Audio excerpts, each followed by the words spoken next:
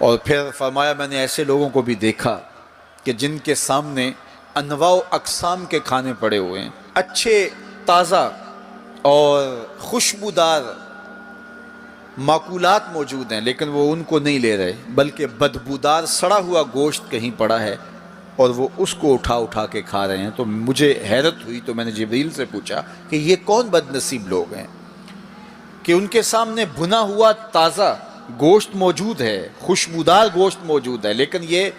اس بدبودار اور متعفن میں ہاتھ مار رہے ہیں۔ تو کہا یہ آپ کی امت کے وہ بد نصیب لوگ ہیں کہ جن کو پاک طاہر اور پاکیزہ بیویاں میسر تھیں، لیکن اس کے باوجود وہ ناپاک عورتوں کے بستروں پہ راتیں بسر کرتے تھے۔ دور موجود کے اندر برائی اور بدی تیزی کے ساتھ پھیلتی چلی جا رہی ہے، اور جدید ذرائع ابلاغ نے، جس میں سوشل میڈیا پیش ہے، آنکھوں سے حیا تو چھین ہی لیا ہے، خیالوں کی پاکیزگی تو چھین ہی لی ہے، عصمت کے جوہر پر اتنی تیزی سے یہ آلات حملہ آور ہیں کہ اپنی نئی نسلوں کو بچانا اور ان کی حفاظت کرنا بہت ضروری ہو گیا ہے۔ میری اور آپ کی ذمہ داری ہے کہ ہم اپنی اولادوں پر گہری نظر رکھیں اور ان کی حفاظت کریں، چونکہ اگر عصمت کا جوہر محفوظ نہ رہا تو پھر پلے کچھ بھی نہیں رہا، اگر آبرو سلامت نہیں رہی تو پھر پلے کچھ بھی نہیں رہا۔ قیامت کے دن ان لوگوں کو اس صورت کے اندر لایا جائے گا کہ وہ یہ غلیظ کھانے کھا رہے ہوں گے، اور ذلت اور رسوائی کی وہ زندگی ان کو سہنا پڑے گی، اور اللہ کے قہر و غضب کا شکار ہونا پڑے گا۔ اپنی خلوت کو اور اپنی جلوت کو پاکیزہ رکھنے کی کوشش کرو، اور اللہ کی رضا اپنا مقصود زندگی بنا لو۔ وہ آنکھ جو غیر محرم کو شہوت کی نظر سے دیکھتی ہے، قیامت کے دن جہنم کی آگ سے بھر دی جائے گی۔ اپنے خیالوں کو بھی پاکیزہ کرو، اپنی سوچوں کو بھی پاکیزہ کرو، اور اپنی زندگی کی ایک ایک ساعت کو اپنے مالک کے حضور پیش کرو، اور اللہ سے توفیق مانگو خیر کی اور برکت اور رحمت کی۔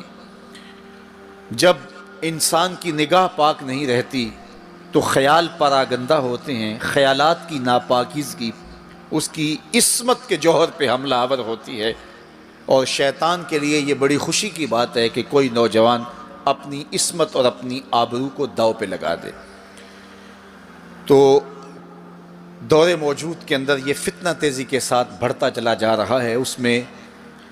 ہماری معاشرت کی ناہمواریاں اور جدید ذرائع ابلاغ اور قرب قیامت کی وجہ سے فتنوں کا آسمان سے بارش کی طرح برسنا ہے، لیکن جو اپنے آپ کو بچا لے وہی سرخرو ہوگا، جو نہیں بچا پائے گا وہ اپنی دنیا اور آخرت برباد کر لے گا۔ اپنے خیالات کو قابو میں کریں، اپنی نماز میں یکسو ہو جائیں، پڑے سجدے میں ہوں اور کھڑے دکان پہ ہوں تو پھر سجدہ سرور بخش نہیں ہوگا، پھر قیام لذت آفری نہیں ہوگا۔ تو اپنی نماز کو اس قدر یکسو کر لو کہ جب تم سجدے میں ہو، قیام میں ہو، رکوع میں ہو، تو سجدے، قیام اور رکوع کی لذت تمہیں حاصل ہو رہی ہو، تو پھر معراج کی لذتیں تمہیں نماز میں نصیب ہوں گی اور قرار نصیب ہوگا۔ تو کہا میں نے کچھ لوگوں کو دیکھا کہ ان کے سر کوٹے جا رہے ہیں، اور میں نے پوچھا یہ کون لوگ ہیں؟ تو کہا یہ وہ لوگ ہیں کہ جو نماز نہیں پڑھا کرتے تھے، جن کے سر نماز سے بوجھل رہتے تھے۔ پھر کچھ لوگوں کو دیکھا معراج کی شب، فرماتے ہیں کہ ان کے آگے اور پیچھے چیتھڑے بندھے ہوئے ہیں، اور وہ کانٹے دار جھاڑیاں تھوہر کھا رہے ہیں، گرم پتھر چاٹ رہے ہیں اور کھا رہے ہیں۔ تو میں نے پوچھا کہ یہ کون بد نصیب لوگ ہیں؟ تو کہا یہ وہ لوگ ہیں جو اپنے مال کا صدقہ نہیں دیا کرتے تھے، مال کی زکوٰۃ نہ ادا کرنے والے سخت عذاب میں مبتلا ہوں گے اور اللہ کے قہر و غضب کا شکار ہوں گے۔